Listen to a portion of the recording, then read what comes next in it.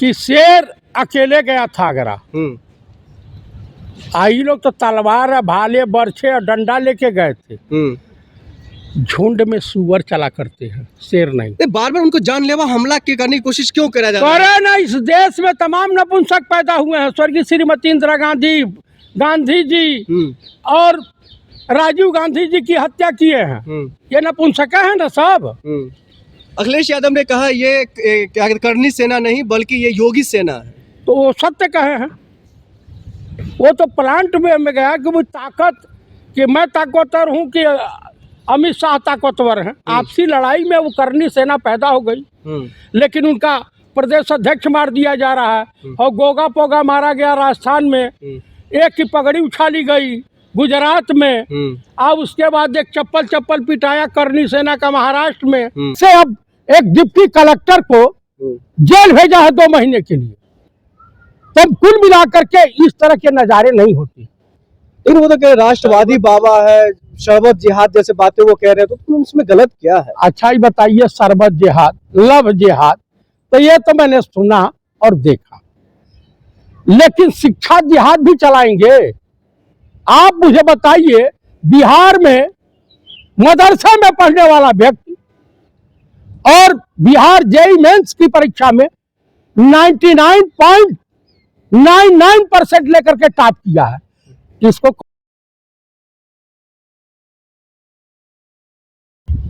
रामदेव बाबा को जिस तरह से फटकार लगा है दिल्ली हाईकोर्ट से, कैसे देखते हैं आप? देखिए, अगर न्यायपालिका पहले सचेत हो जाती ये बड़बोले नेताओं और बड़बोले साधु महात्माओं पे न्यायपालिका का सम्मान कैसे किया जाए या लोकतंत्र को कैसे बरकरार रखा जाए, संविधान की रक्षा सुरक्षा कैसे की जाए, तो आज निशिकांत दुबे और ये वाले बाबा और रामदेव जैसा ढोंगी व्यापारी, इस टाइप के जितने बड़बोले नेता हैं आज दिखाई नहीं देते। लोग न्यायपालिका का भी सम्मान बरकरार रहता, लोकतंत्र भी जिंदा रहता। और सबसे बड़ी बात है कि संविधान, जिस संविधान की समीक्षा सुप्रीम कोर्ट ऑफ इंडिया करती है, दरअसल सुप्रीम कोर्ट ऑफ इंडिया नहीं, न्यायपालिका का दायरा असीमित है। इसे चैलेंज नहीं किया जा सकता है। आपको मैं बता देना चाहता हूं क्या कारण है कि जज का ड्रेस काला, यमराज का ड्रेस काला, और ड्रेस जो होता है शनिदेव का भी काला, क्योंकि न्याय के देवता माने जाते हैं सनातन धर्म के अनुसार। तो न्यायमूर्ति का पद बहुत ही उच्च कोर्ट का होता है। लेकिन कभी सुप्रीम कोर्ट से फटकार, कभी दिल्ली पुलिस से, अब दिल्ली हाई कोर्ट से, इनको बचा कौन रहा जेल जाने से? भी मैं आपको बता दे रहा हूं, कुछ लोग ऐसे होंगे जो सरकार के इशारे पर नाचते होंगे। कौन है कुछ लोग? अब ये नाम मैं खुलासा नहीं कर सकता हूं। दूसरी बात, यूपी में हो रही बुलडोजर की कार्रवाई पर कई बार सुप्रीम कोर्ट ऑफ इंडिया ने या विभिन्न हाई कोर्ट के जजों ने आईना दिखाया। अगर तत्काल प्रभाव से वहां की सरकार को या वहां के मातहत अधिकारियों को जेल भेज दिए होते, जैसे अब एक डिप्टी कलेक्टर को जेल भेजा है 2 महीने के लिए, तो कुल मिलाकर के इस तरह के नज़ारे नहीं होते। लेकिन वो तो कह राष्ट्रवादी बाबा है, शरबत जिहाद जैसे बातें वो कह रहे हैं, तो तुम उसमें गलत क्या है? अच्छा ही बताइए, शरबत जिहाद, लव जिहाद, तो ये तो मैंने सुना और देखा। लेकिन शिक्षा जिहाद भी चलाएंगे? आप मुझे बताइए, बिहार में मदरसा में पढ़ने वाला व्यक्ति और बिहार जेईई मेंस की परीक्षा में 99.99% लेकर के टॉप किया है। इसको कौन सा जिहाद बोलेंगे? माननीय प्रधानमंत्री राजा बाबू और संघ प्रमुख मोहन भागवत और चटोर चाटुकार सलवारी बाबा क्या कहेंगे? इसको कौन सा जिहाद कहेंगे? शिक्षा जिहाद कहेंगे, पढ़ाई जिहाद कहेंगे, और आप उसको ऐसे कह रहे हैं। अच्छा ही बताइए, सलवार समीज पहन करके कौन भागा था रामलीला के मैदान से? आप भगे थे? आखिर रामदेवगा भगा था। ये कहानियां जो है ये किसी का सगा है? देश का सगा है वो देश का नहीं सगा है, वो अपने बाप का सगा नहीं है तो देश का कहाँ सगा होगा? अपने गुरु का सगा नहीं हुआ। अरे देश के लिए उन्होंने क्या कुछ नहीं किया है? भैया अब जात बदल दिया है, कौन सा वो लिख रहा है, कौन सा ब्राह्मण बन रहा है? अग्निहोत्री ब्राह्मण है वो। अब वो अग्निहोत्री ब्राह्मण बन गया। हाँ, यहाँ तो सब ब्राह्मण बनने की जो है कला में निपुण हो रहा है। अरे भाई यादव कहने में तुमको शर्म लगती है?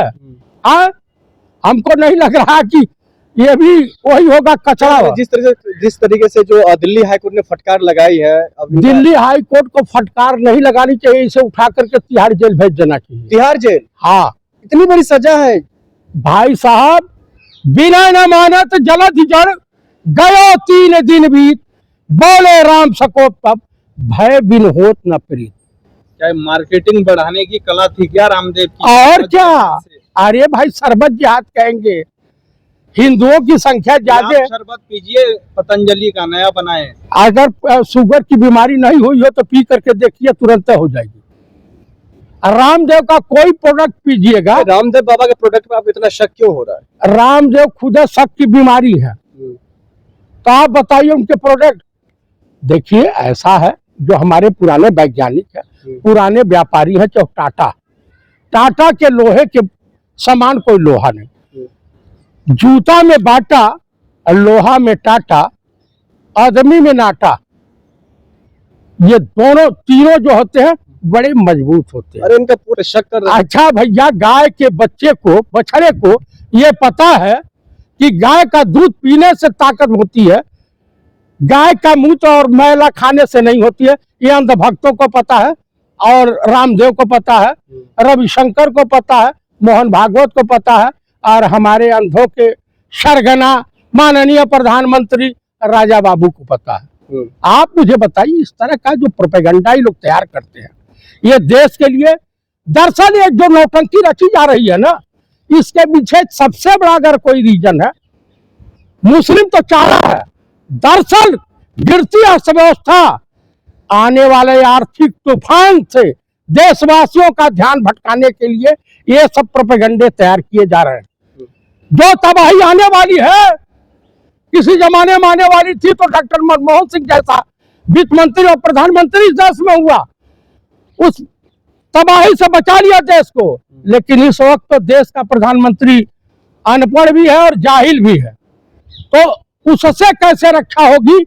ये देशी वित्त मंत्री निर्मला सीतारमण मान कर रहे हैं आप किसका? बाबा रामदेव बाबा का। भाई मान उसका होता है, सम्मान उसका होता है। प्रधानमंत्री जी उनका सम्मान कर चुके हैं। तो प्रधानमंत्री ऐसे लोगों का सम्मान करते हैं जो इस टाइप का हो। कई तो बलात्कारी भी उनके साथ फोटो खिंचवा के टाइप घूम रहे हैं। तो आपको क्या दिक्कत है? वो स्वदेशी चीजों का इतना बड़ा बखान करते हैं। अच्छा, स्वदेशी चीज अगर कायदे की हो, गन्ने का जूस पीना है तो हम कोल्हू में डाल के पियेंगे, हम उनके पास कहाँ जाएं?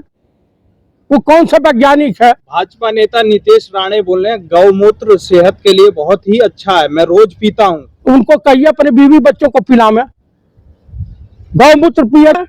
आपत्तिजनक बातें मत बोलिए। मैं आपत्तिजनक नहीं पी रहा हूँ, बोल रहा हूँ ये है भाई, मैला जो शरीर का गंध होता है वो सूसू के रास्ते निकलता है, और पेट का गंध होता है पिछवाड़े से निकलता है। तो मेरे कहने का बात, ये लोग खाएं, अंधभक्त खाएं, इसी में मौत माने, चाहे गोबर